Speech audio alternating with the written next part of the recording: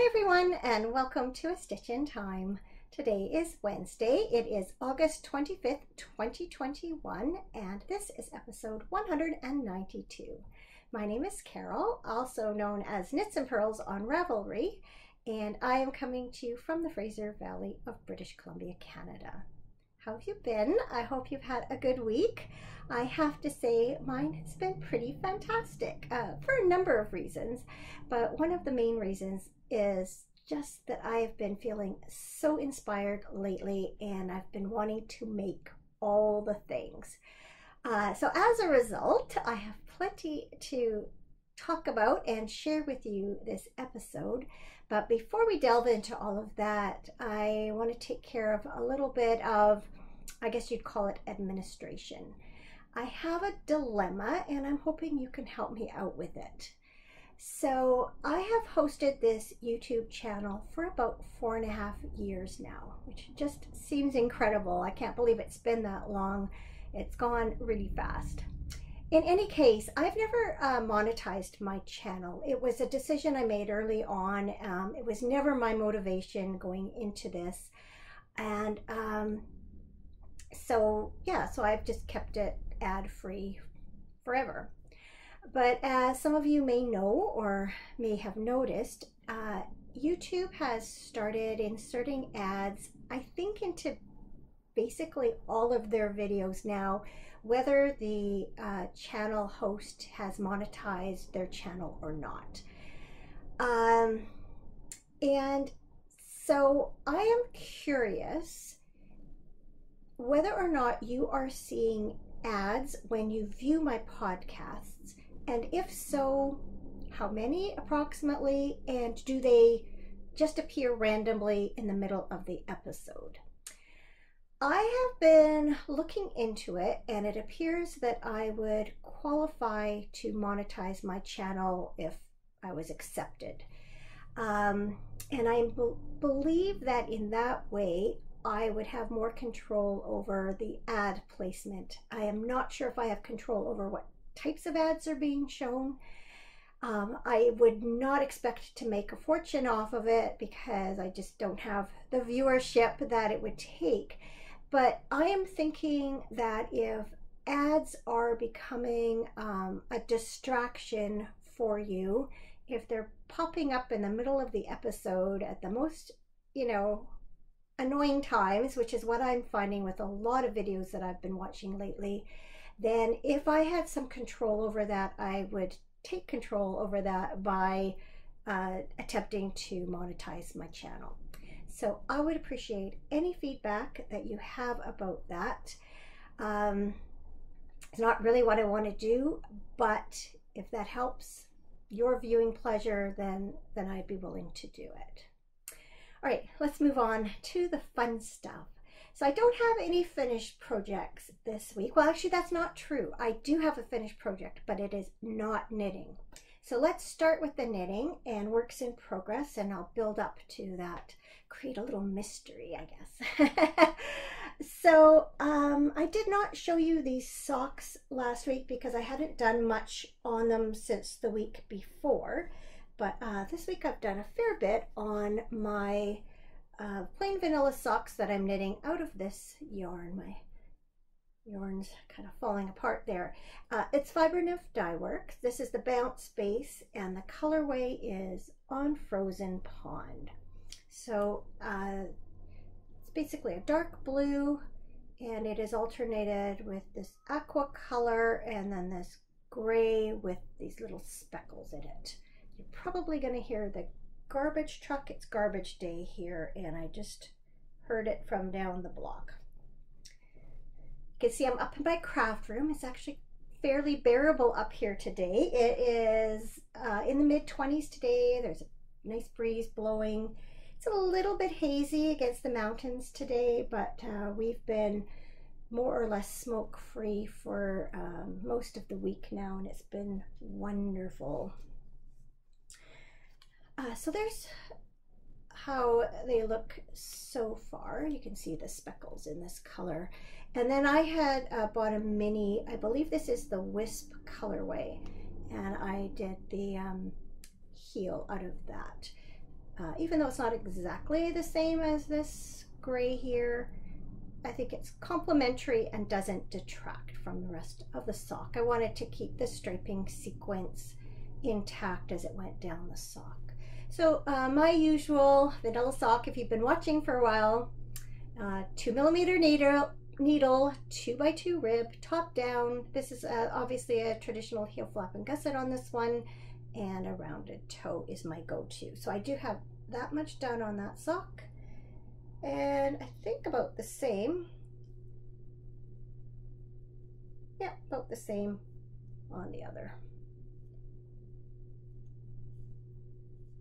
So enjoying these. I am intending to enter them in the Fabernyf Dye Works Nature Make Along. The theme this month, or this month and next month, is oceans, but really water in any form is acceptable. So obviously a frozen pond fits right in with that theme.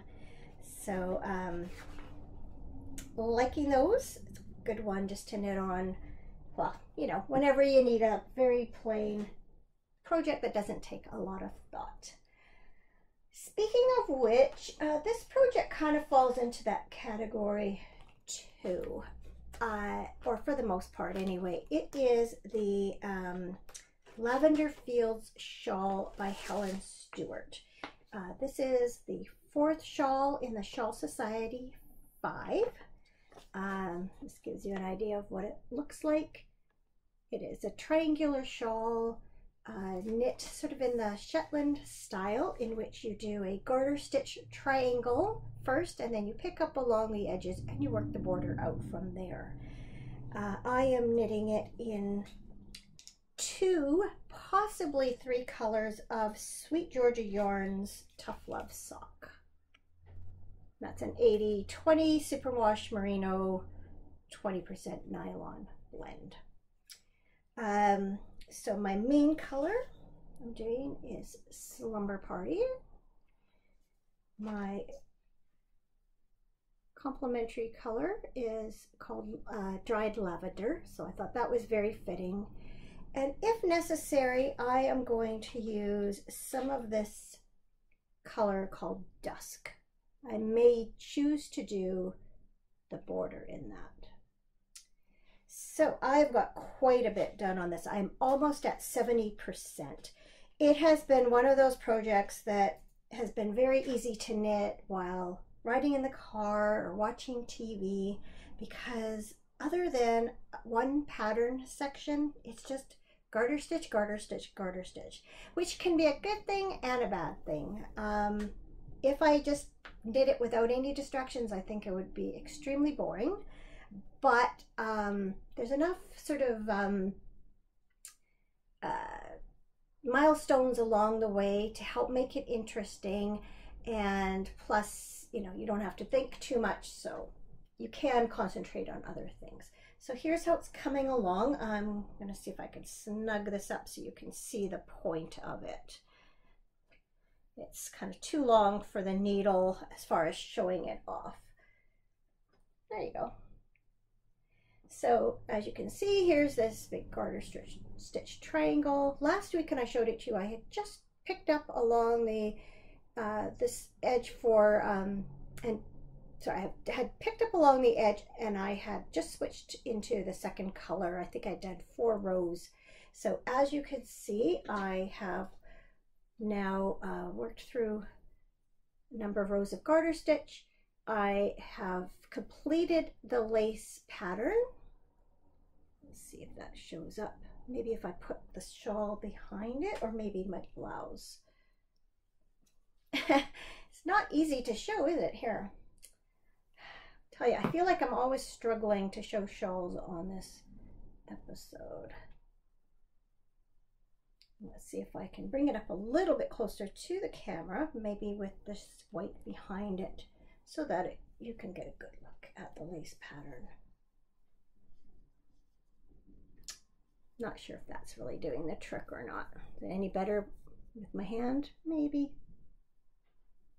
You can see though all the beautiful different shades in this yarn. It's not just a flat purple. It's got so many different colors in it. I love working with it. I think it's so pretty. I love how this is turning out. So yeah, all I have to do then is knit some more garter stitch in this color, and then it's time to do the edging. So when I finished the main part, I still had this much yarn left of the initial color. I am not sure it's going to be enough to do this band, this border here. But I'm going to, as I get very close to the end of the current section, I'm going to start weighing my yarn and figure out how much it's taking to do, say, a couple of rows at a time. And then I'll have a better idea of whether I'm going to have enough to complete this section in the main color, or if I'm going to want to switch it up to that darker purple, or perhaps do the this section in the light and then maybe do the picot bind off with this color that's here. It's really up in the air. It's going to depend on just how much yarn it takes. Sometimes it can be quite deceiving. I mean, that looks like quite a bit of yarn, right? We'll see how far it goes. So yeah, I've kind of put this away a couple days ago. I haven't really worked on it since then, but that's because I've been doing other things, which I will show you now. So last week I showed you that I had been attempting this crocheted shawl, and I tried it in a couple of different yarns that just weren't working. And I was reluctant to just let it go because I was really enjoying getting back into crochet, and I had this pattern sort of nailed, and I had paid for this pattern. I didn't want it just to go and, as so many of my patterns do, sit in my pattern collection and never get made. So the other day, I think it was actually just yesterday, I went stash diving and I came up with this skein. It's also from Fiber Nymph Dye Works, and this is one of her, she calls it a color block gradient. So it comes wound in a skein like this, and as you can see, the colors go from light to dark out to the outside of the ball. So this colorway is called Dark to Fuchsia, and it's done on the bedazzled base. You can definitely see that sparkle there. So I haven't wanted to put this down, and that's partly why it's much later this afternoon than I'd intended to start podcasting, because I'm just having so much fun with it. So that's what I have done so far. I think you can tell, hopefully you can tell, that I've just started getting into the darker pink here. Started out with a lighter pink, and now it's moved into that darker pink there. I was a little bit concerned because what happens is after you complete, what's hard to see here is there's these little jagged, it's like a little jagged edge that goes along here. See it there? Those things want to flip up. Well, once you're finished doing the entire shawl, you pick up and you do some crochet along all these edges here. And I was thinking maybe it wouldn't look so good if those get outlined with this dark yarn, because that's what's going to be left. But I looked on Ravelry, and there's, I think, a couple of different people that have done this in a gradient, and it actually looks really nice, and it'll really set those points off. So I'm quite excited about this. I think I finally found the right yarn for this project. And yeah, I just don't want to put it down. I've just been having so much fun. So you can see there's that, it's blowing out a little bit. There's a hot pink, and then there's kind of a mauvey pink here, and then this black. So yeah, very, very pretty. Definitely my colors. enjoying it immensely. So we have knitting, we have crochet, and we also have weaving. For the first time in a long time, I took out my weaving notebook and realized that April was the last time that I wove something, which is such a shame because I have been itching to get back to my loom. And every time Cameron's home from working away, I think, oh, while he's home, I'm gonna get him to help me with warping the loom, because I will warp the loom, but then I need him, I'll measure off the warp, but I need him or somebody to hold the end tightly while I wind the warp up onto the loom. And most of the time when he's home, it's just like, oh, I can't be bothered, because in order to do warp my loom, I have to clear off my kitchen table, set up the I don't even know what it's called, the peg on the end of the table that I wind my warp around, and then I've got to rig up my loom on the other end, and I use a bookshelf to attach it to, and so I've got the distance I need. It gets quite a production. So most of the time I just can't be bothered, but this week I took the time and I'm so happy I did. And then I did that on Sunday, and then I proceeded to weave a lot on Monday, and then I finished things off last night. So, you know, 3 days and I've got a scarf. It's amazing. So, let's see where to start. I guess I'll just start with the main yarn. So maybe I'll show you first and then I can talk about it. Look, look, look. Isn't it pretty? I am so happy with this. So, so happy. Get up close. And it smells good too. It's got that woolly wool. It smells like wool and silk because that's what the main yarn is. So I don't have the label for it, but years ago, and I'm talking, I think it was 2007 or 8, I went back to Toronto to visit my sister, and also while I was there I attended the Knitters Frolic, and then so I bought that was like my first yarn festival I'd ever been to, my first yarn show, and I bought lots of yarn, and then I think it was a couple of days later my sister was at work, and so I went off exploring, and I went to another yarn shop. So I could feel a little sweat dripping off my forehead here. Anyway, while I was at that shop, I bought a skein of Handmaiden Silk Maiden, which is a worsted weight, 50% wool, 50% silk, singles yarn. So that's what it looks like. And it was in the blue and green, so I got that shade of green there. It's kind of a teal green, blue and brown. I have looked, I cannot find a colorway name for this particular color, so I don't know what it was called. I had this much left on my shuttle when I was finished, and then my initial end was a kind of wide, plus I had a long piece of cloth, so I picked back, cut the yarn and picked back a few inches of rose. So that's all the yarn I have left from the main color. So what I wanted was something that kind of looked like a plaid without being a true plaid. And so what I did is I went through my leftovers of all my worsted weight non-superwash wools, because this yarn is not superwash, and I picked out several colors that were similar to the colors in this yarn. So I had 2 different skeins of blue because I didn't have enough of one to do the whole thing.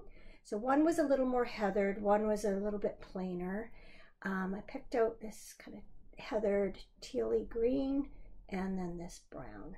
And so I warped the loom with a regular striped pattern. So it's a little bit hard to see because it's fairly subtle. You can see this green very easily. That's 2 strands of green, and then it was separated by 2 strands of blue, then I had 2 strands of brown, then I had 6 strands of blue, 2 of brown, 2 of blue, 2 of this tealy green. So I've put that pattern across it because I believed that this yarn was going to probably repeat in a fairly regular way across the weft, which it did, but it's not like super obvious. It's not a super obvious stripe, but you do have this very noticeable crosswise semi-striping. So it's a very, very subtle looking plaid, which was exactly what I was going for. So I was really, really thrilled that it worked up exactly as I'd imagined it would. And this time, rather than doing a twisted warp twisted fringe, because these yarns are not superwash, I knew that they would stay together quite well, that I wasn't going to end up with the plies unraveling on the fringes, and so I just tied just a simple fringe, and then I laid it out with a ruler and used my what do you call that thing, Roto blanking, you use it for quilting. It's like a roto cutter. Is that the word? I know there's a different word. It's not coming to me. Anyway, I did that and just cut across the fringe, give a nice straight edge. So this might be a present for my sister, whose birthday's coming up in October, but I'm not sure. I asked her if she was interested in a scarf, and she is. She has a navy jacket that she's hoping to wear it with. So I have lots of possibilities because navy, you know, so many things go with navy. So I've tried it with that. Another thing I want to try, like what I'm going to basically do is, my plan is to weave up several different scarves and then make some choices after that. One of the first things I thought about doing is I have these 2 skeins of Malabrigo sock in the Abril colorway. I liked this yarn so much I bought it twice and I didn't realize it, but as you can see, considering they are the same colorway, they look very different. But I thought they would look really nice if I did the warp in one of them and then did the weft in the other. And so that's my plan. I'm going to do a scarf out of this yarn. But another idea that is super fascinating to me, and I really, really want to try it out, is the idea of working with skeins. Now let me just find the right word because it's something I've been looking at. Palindrome skeins. So working up a scarf from a palindrome skein. So what is a palindrome skein, you might ask? Well, I didn't know either till I got this weaving book. So a palindrome skein is one that has been dyed by laying it out and applying the color across it so that it is from one end to the other. You can see that the colors repeat. So if you were to hold this in a different way, you know, you don't see that that's the case. But if you hold it in the right way, you can see that across the skein, the dye has been applied from one end to another so that each side of the skein matches the other. So this book talks about these palindrome skeins and talks about the different ways that you can weave them up. So one is to just do them randomly. Just warp your yarn, and wherever the colors land, they land. Another is to warp it for color blocks. I'm not sure if you will see that very well. There, you can see how, for instance, the pink is all together along the length, the green's all together, the orange is all together. Or you can make it stripes. So as you can see here, you can see that here, yes, the green is all together, but in these areas, the pink and the kind of orangey color, they stripe. So then when you do the weft with a plain color, depending on how you have laid out the stripes, you'll have different looks. So there, for instance, you can see that that skein was woven up here in the stripes. Here it looks more like it was color blocked. And then they also have a page here that shows the same skein done 3 different ways. That's the random, that's the color block, that's the straight. So I really want to try that. So my plan is to use this skein, and I think it would look really nice woven up with kind of a navy, you know, purpley navy. I had a skein of navy sock yarn, but it's not really that soft, but if you see it next to the navy, I think that would be a nice complementary color. So what I'm going to do is find a softer version of that and weave this up with navy. So this is supposed to be 100 grams and give me about 205 meters. I think it was. It's Lorna's Laces. It's called, there's Lorna's Laces label. It's called Lion and Lamb. 50% silk, 50% wool. Again, it's like call it a worsted or an Aran weight. But I weighed this skein, I only have 88 yards or something. So it's not going to work up to be as long as the scarf I just made. But I still will get a significant length out of it. So I'm going to try that. I want to do that. So that's 2 I want to do. I am also looking, there's a yarn from Cascade and it's 220 Superwash Wave. And I did do a sweater out of it. I did the weekender out of it. If I think of it, I'll put a picture in here so you can see. And the yarn has kind of gradual color changes.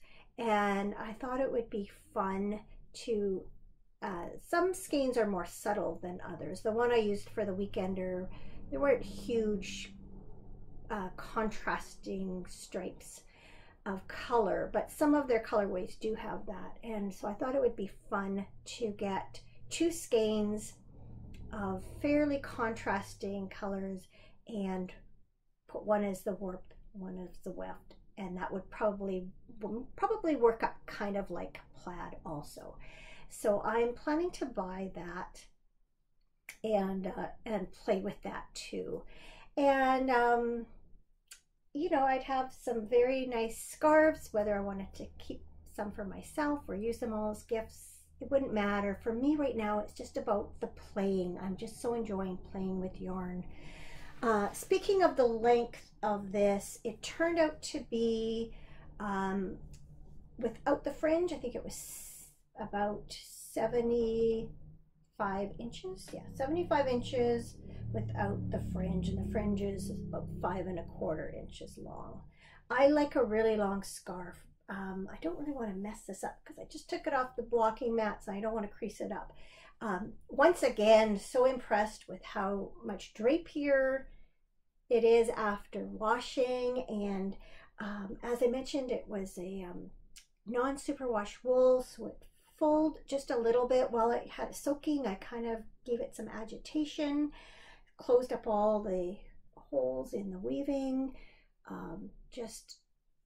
and then just soften it up. I just love that. I never get tired. This is my 4th scarf now, and I just love to see the transformation. One day I'm going to have to maybe film a before and after so that you can just see it feels different. It's much drapier, much softer once it's been washed. So I like a scarf that you can double around and start with the center here, bring it around, have it down and give it a tie, or just leave hanging. I like to have the 2 layers. Quite often you buy a nice scarf and you try and do that and your ends end up like here. I want my ends to be down closer to my waist. So that's why I do like to do quite a long scarf. I started out with 100-inch warp for this, and then of course then the fringe took up some of that, but I actually when I got to the end, to the point where I was going to do the fringing, oh, I think I already said, because I talked about this little ball of yarn. Yeah, it was just had flared out at the beginning, and plus it seemed like it was going to be quite long, so I just unwove a few inches, and that made it a much more manageable length. So yeah, super happy with that. Cannot wait to get my loom warped up again and keep weaving. I have this enthusiasm, and then if I never get around to warping the loom, then it kind of it's always back here, but I want it to be like, I want to do it. I can't wait. So stay tuned for more weaving. I'm hoping to do that soon. So I know last week I mentioned, some of you were so supportive in my acquisition of more yarn when I really don't need it. You suffer from the same, or maybe suffer is the wrong word, but a lot of us are as drawn to the yarn as we are to the actual knitting of it, and it's hard to resist beautiful things. So I had showed you, I don't even remember. Oh no, I had gotten something else. Anyway, at the time that I was showing you yarn last week, I had already ordered this yarn, and I have more from here coming too. So this is another lot of yarn from Fiber Nymph Dye Works, because she's one of my favorite dyers and it's hard to resist. Sorry, I haven't taken things out of their plastic, so I've got crinkle, crinkle, crinkle. I have been watching one of her updates, and was really drawn to some of her newer colorways. So this one in particular, I think I'll take it out. So forgive me, it's gonna crinkle. I know some people love that sound, some people hate it. So I'm never gonna please anyone anyway, so it is what it is. So this is a new colorway called River Rocks, which I think is so beautiful, and I decided to get it on the Mountain Tweed BFL base because I thought it had a lot of character there. And I have a little mini skein of just neutral of the Mountain Tweed, which I will probably use for the heel. So of course you never just get one thing, because if you're shipping, she's in Pennsylvania, if I'm shipping from there, I might as well make it worth my while. So I got this color, which is just so fun.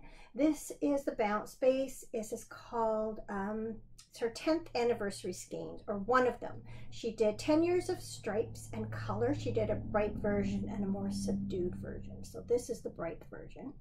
And then after I got it, I was thinking, I had gotten these mini skeins from there as part of a sort of a thank you, a sales promotion. That was at the beginning of the year, I think. Yeah. And so I'm thinking that any of those would make a great heel. And who knows, maybe I'll even just play and do heels, toes, and cuffs with all three colors, even though none of them are exactly the same, I don't think, as what's in here. They certainly are complementary. So that would be kind of a fun thing to do. And actually, if I did that, I might have enough for 2 pairs of socks if I added in these. Maybe make some for someone else. So that's the thought. Actually, I'm going to put that there and put them away with this skein. And then she also had a promotion. She was doing some grab bags, and so I picked up a grab bag of the Ridgetop fingering. They're half skeins, and I was curious what I'd get. So this is what arrived. Now I already have a skein of the Warm Honey, so I'd seen that colorway, but these two are new to me. This is Wisp, this one's Peacock. So I have a sweater's worth of kind of a burgundy color, and I meant to bring it over, but I didn't. And I also have a sweater's worth of I think it's called Soot, like a charcoal gray.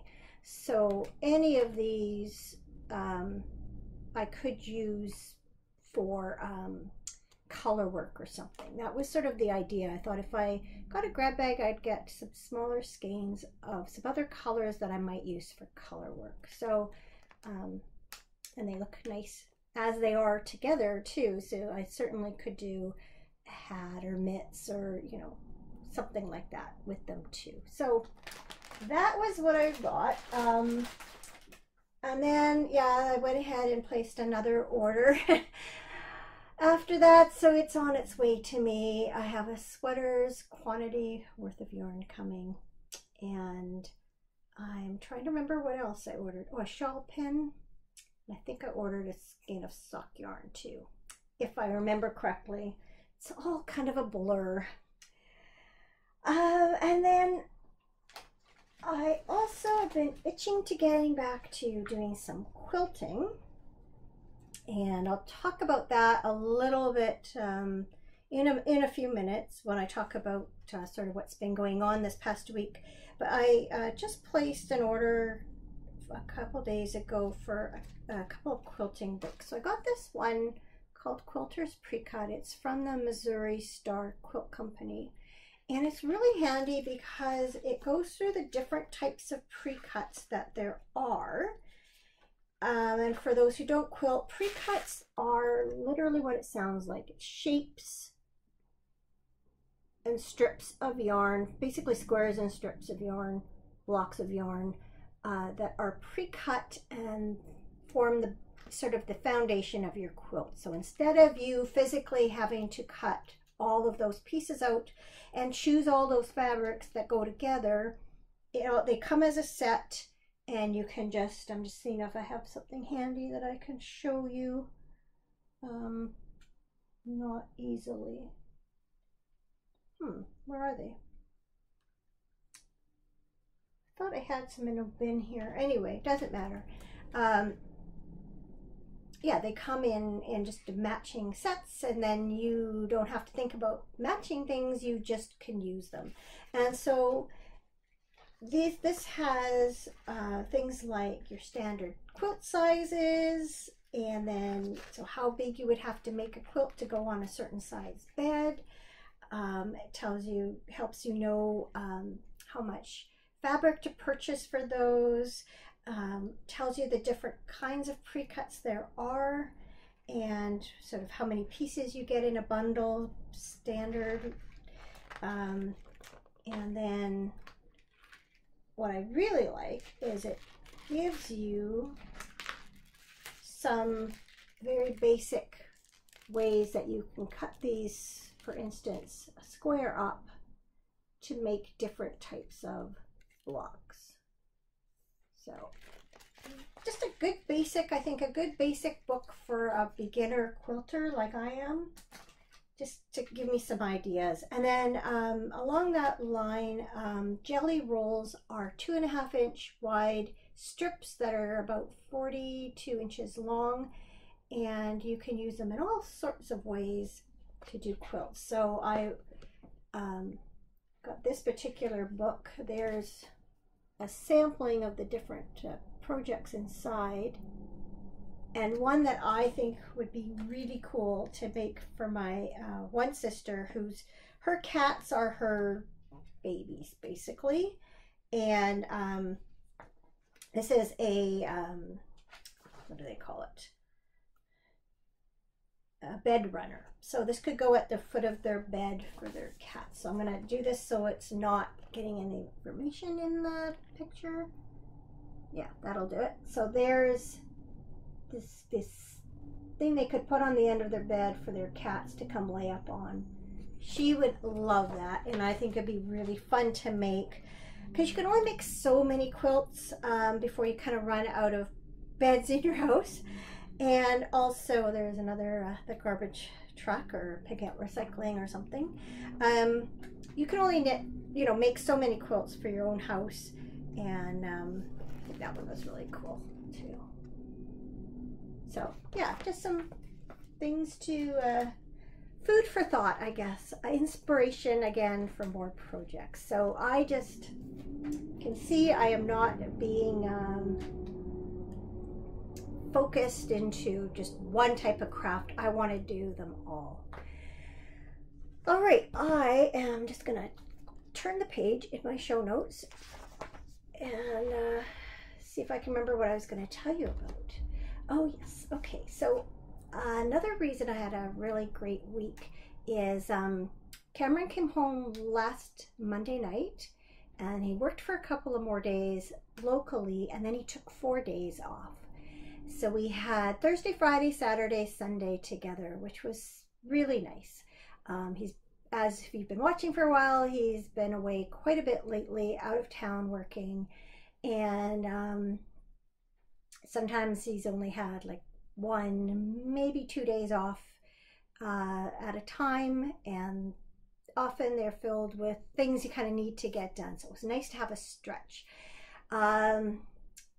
We had thought at one point that we might go up to the cabin, but just with the fire and highway situation, that just really wasn't an option last week. So what we ended up doing on Thursday is we went into Vancouver and we stayed overnight. So on Thursday, we went to see an exhibit or an experience, I think they call it, called Van Gogh Imagine. And I believe his name, I've heard it pronounced Van Gogh, but everyone I know says Van Gogh. And it is it's hard to explain. It's a very large room, and it has screens all over the walls, and images of his paintings and sketches are projected onto all these various surfaces, and it's set to music. So for instance, with, let's say, Starry Night, this wall over here might have the entire painting on it. This wall over here might have just a very small portion of it zoomed in, and perhaps side by side you would have 3 different parts of the same painting, and it's constantly moving and it's all around you. It's a 360-degree experience. So I was constantly standing in the middle of the room and then just kept turning and turning back because it was always moving, and the music was constantly changing. And I am not much of a definitely not an artist by any stretch, and I don't know a lot about art. I know what I like. I know that I don't think artists like to hear that, or art experts just like to hear that, but I like what I like, I don't like what I don't like. We were fortunate enough to be in Paris, I think it's 2007. And one place that we visited was the Musée d'Orsay.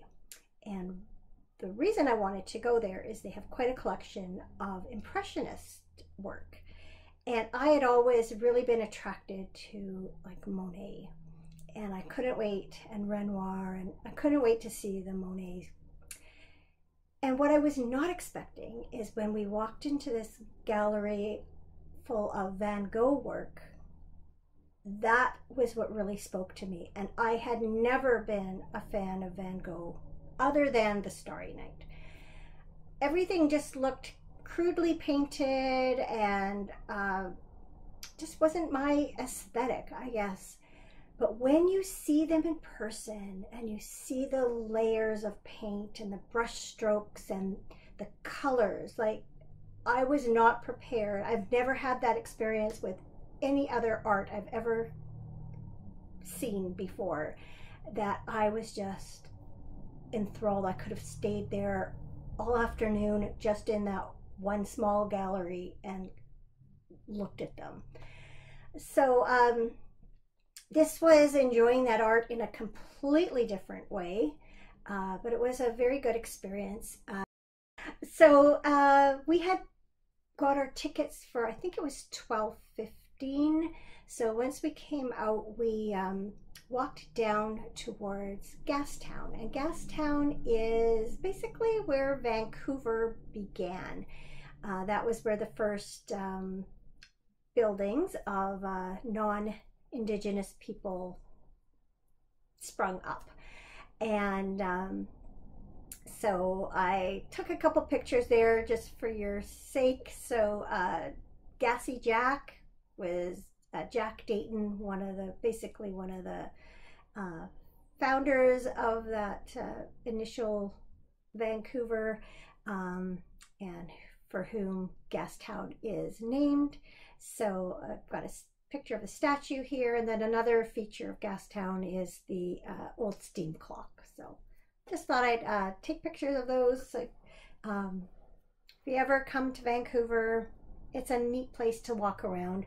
Although I have to say, we really noticed a difference. There's lots of restaurants and shops and some touristy shops, but others, you know, clothing and jewelry and such. And we definitely noticed a difference from when we were last there pre-pandemic. Some shops have closed, and a lot less people, a much different vibe than there used to be. We sat down and had lunch at, it's called Steamworks. It's a brewery. And I was so grateful to the waitress. She was honest, and I really appreciated it. So I had thought I would have fish and chips. I'm thinking, well, downtown, and it's probably fresh. And so that's what I was going to order. And I just asked her what kind of fish. Because a lot of times it's just cod or maybe something else, but if you're lucky, you get halibut, which is like the best. So I was hoping she was going to say it was halibut. So I just said, asked her what kind of fish it is, and then she kind of came out with that she says, you know, she wouldn't really recommend the fish and chips, and that they weren't, you know, that great.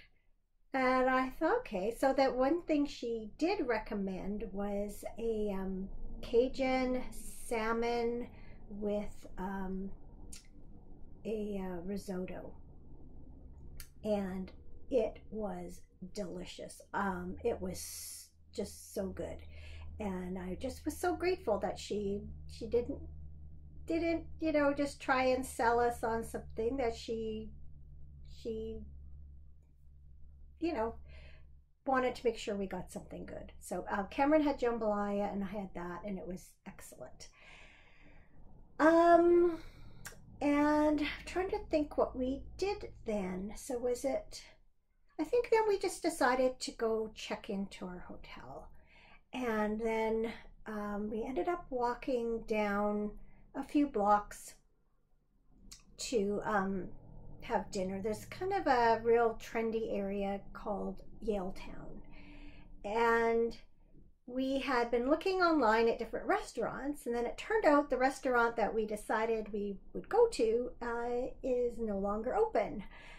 So we had passed a place that had pizza and pasta, and so we decided to go in there.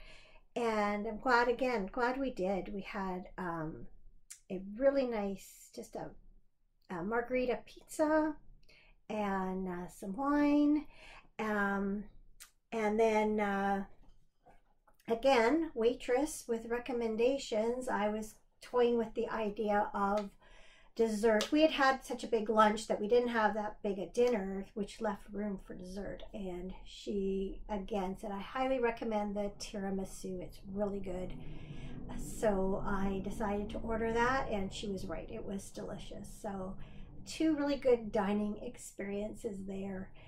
And then the next day we decided to go to Granville Island. It's I think it's a man-made island in False Creek. I think False Creek is a man-made waterway also. Again, a little bit trendy, has lots of, it has a market and then lots of interesting shops. And so we spent quite a few hours there walking around. And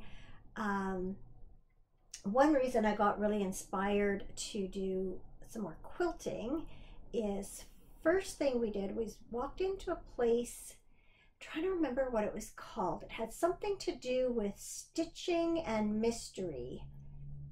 And so we walked in, and there was a man there working on a sewing machine. And then there were a few fabric products, some quilted bowls, and I think they had some masks.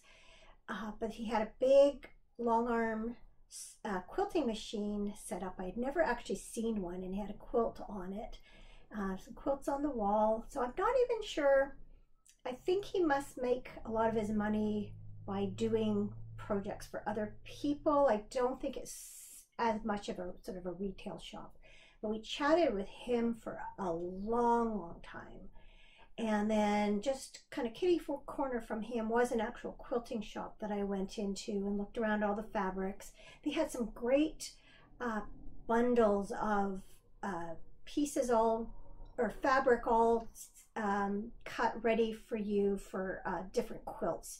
And then they'd have the size on them. So I didn't end up buying any of that, but a book on jelly rolls caught my eye, which what made me think about jelly rolls, and ended up going online and looking at different quilting books, and that's what I ended up buying.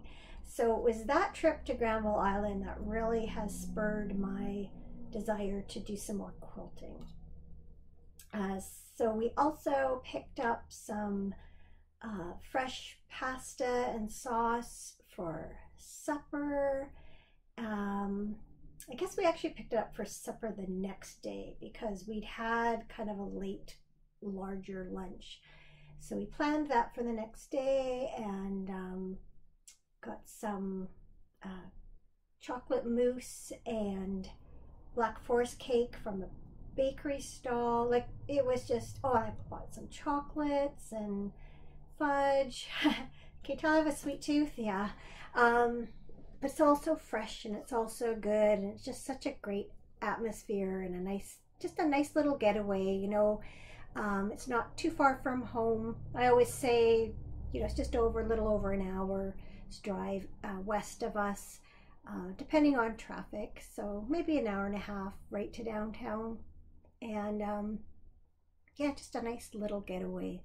So our weather, we had a very pleasant day when we went down, and then the next day we actually had a little bit of rain, and it was raining quite hard on the way home. Unfortunately, it didn't really translate to home, because by the time we got home we could tell we'd had little or no rain, and I think it was that night or maybe the next night we did end up with some, but again, just not as much as we need out here. But has been nice to have some cooler temperatures and some cloudy skies. The other day I actually had pants and socks and shoes on, which, you know, I just haven't had to do for a long time. So I think the worst of the summer weather's over. I could see things still getting warm again into the fall. We often have a very nice fall, but I really wish we would just get a day or two of just a downpour before all that happens. I think everything needs it.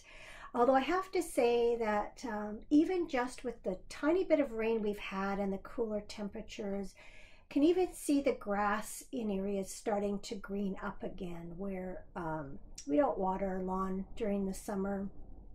Unfortunately, a lot of the new grass we planted in the spring just went brown and dead. I'm hoping that's going to come back on its own. We might have to throw some more seed down in those areas, but even just with that little bit of cooler, moister weather, we are seeing at least a little bit of greening up already. So that's a good sign. The weather has sort of taken that change for the rest of the province, which definitely has helped the wildfire situation. And while it is not over, the wildfire season is not over by any stretch, and there's still a lot of fires burning out of control. It has helped the firefighters' efforts. There are some very sobering, there is some very sobering footage coming out of one area in the last couple of days where a residential area was quite badly damaged. And coincidentally, pardon me, my oldest sister is actually my half sister. So she has you know, aunts and uncles and cousins that I do not share. And one of her cousins lives right in this neighborhood where the fire came through. And fortunately, her house was saved, but many of her neighbors lost their homes. We were just sort of discussing yesterday how difficult that must be, sort of like survivor's guilt, right? That you were fortunate yours was saved, but how terrible for all of your neighbors and friends to have lost everything. It's just been such a terrible, terrible wildfire season this year.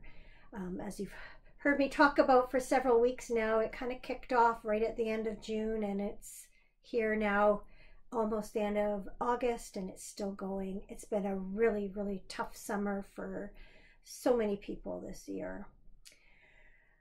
So Cameron is away again.